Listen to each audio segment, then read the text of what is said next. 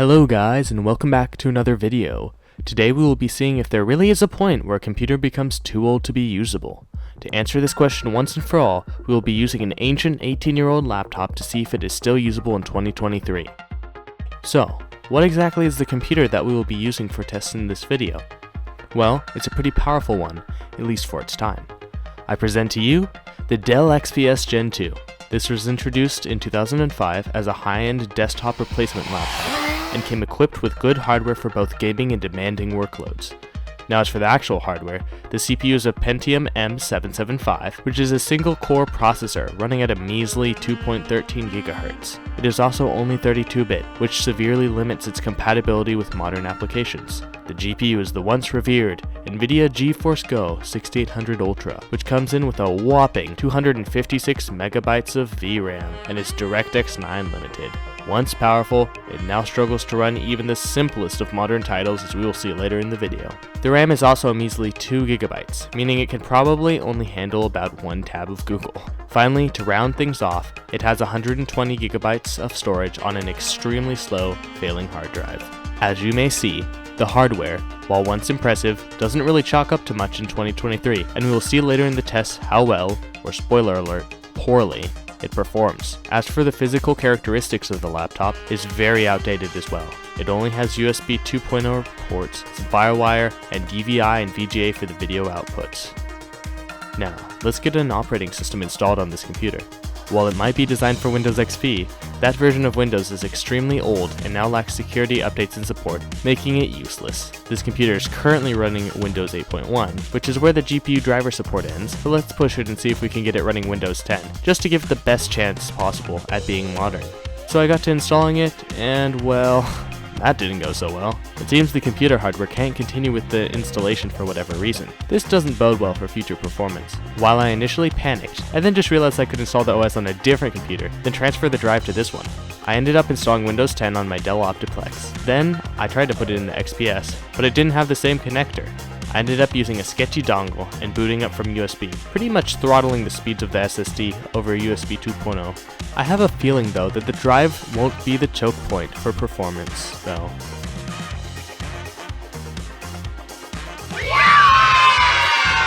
I was actually able to boot into Windows without any major problems or crashes, but now I had a whole new problem.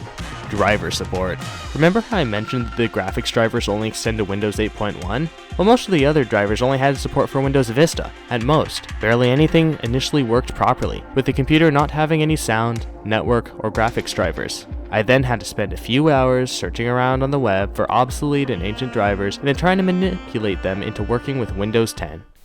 Come on. Come on. Come on. Oh, fuck. Oh. Wait, is it working? Please work. Please. Let's go. Now I can use the capture card. Ah, goddammit. Eventually though, I got everything installed and the computer was now fully working. Besides not installing initially, Windows 10 had very little crashes on it, though I did have to disable transparency effects as they kept causing blue screens for some reason. The computer felt super slow though, likely due to all the further updates Windows would have to do after an initial install, so I left it for a few hours to sort out its inner demons. Now, by some miracle, we have this ancient computer running a modern operating system, but how does it actually perform in 2023? To test this, let's start off with some simple web browsing. I first went to install Google Chrome, which gave me an error, likely because it doesn't support the ancient hardware I was trying to install it on. That's okay, we can use Firefox instead and keep our privacy in RAM. Even though web browsing is very lightweight, the computer still somehow managed to struggle to do this, and browsing the internet was nearly impossible. Web pages took ages to load, with things like Amazon taking around 30 or more seconds to fully load. And then, every time you clicked on a new link, or were redirected, you'd have to wait another 10 or so seconds while everything fully loaded in. Just for fun, I opened up YouTube, and boy was that a mistake. The site took forever to fully load, and video playback was only possible in 360p, which even still had lots of stutters. I was only able to manage a few tabs on the computer before things slowed down, so multitasking is a no-go.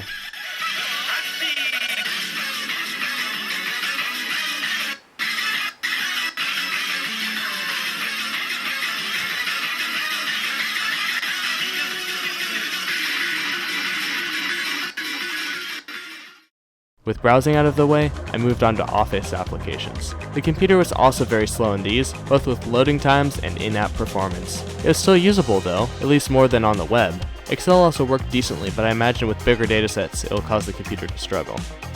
Next, I really wanted to challenge the computer to something it was originally designed for, way back in 2005. Gaming. I didn't really expect much, but the results were somewhat surprising. I started off with some of the classics that this computer was made for, mainly the old Valve Source games. It ran Portal pretty well, at over 100 FPS most of the time, albeit in DirectX 8 mode, with mostly medium to low settings. There were times where the game would hitch up, but I contribute most of that to background Windows processes, like antivirus. Next, I tried Counter-Strike Source, another Valve classic. Released all the way back in 2004, this game runs great on the computer, averaging around 70 FPS or so on high settings. I finally ended the Valve saga on Gary's mod, which the computer did surprisingly well running. Even with a heavy load of add-ons, the single-core CPU still did fairly well running things, and the game averaged around 50 to 60 FPS on low settings. I even tried to load into a few dark RP servers, but that didn't go so well. It crashed most of the time, likely due to the limited RAM capacity, and the few times it did load, the frame rate was often in the single digits, shortly followed by a crash. I then moved on to some more modern gaming, which is where the computer really struggled. Starting things off with Sonotic, the computer fared pretty well. I was able to average around 60 FPS or so on medium settings, and the game felt pretty smooth besides some stuttering.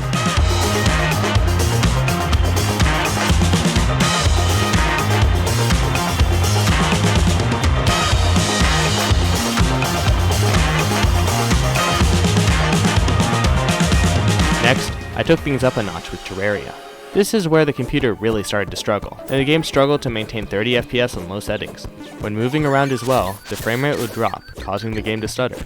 This is still arguably playable, though, but the next game I tested wasn't so lucky.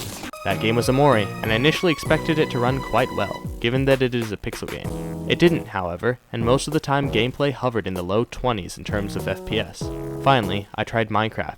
Specifically 1.16.5, the last version that will even launch on this computer. And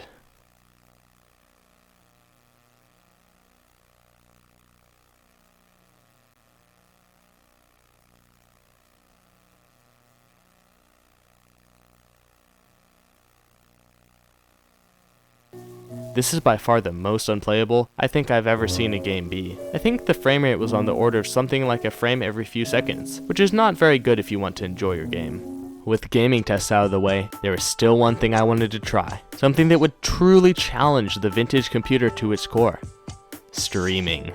So I fired up good old Toho to give the computer a fighting chance, since this game is from 2002. OBS technically isn't compatible with the graphics hardware on this computer, but there are workarounds to getting it to run. Once I had my capture all set up, I hopped on YouTube to start my stream. After waiting for a few minutes while all the pages loaded, it was finally time to start streaming. I decided to start with a resolution of 320 by 240 and a frame rate of 20 FPS to keep things reasonable. I think my expectations were still too high, however, as the second I started streaming, the frame rate in Toho went down from about 50 FPS to under 20. It was still streaming, however, which I found pretty impressive. Here's a quick sample from the stream, just to show you how hilariously terrible the quality was.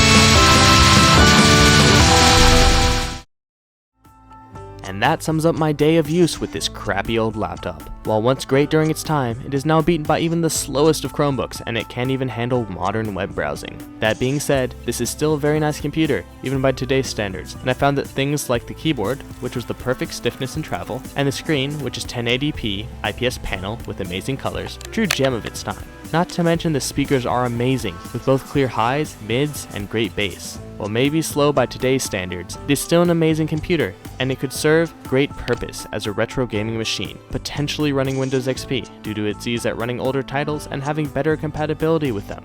However, its use as a modern machine is long gone, and I found that even basic Windows use was slow, with the apps taking ages to launch and generally the whole thing being quite unresponsive.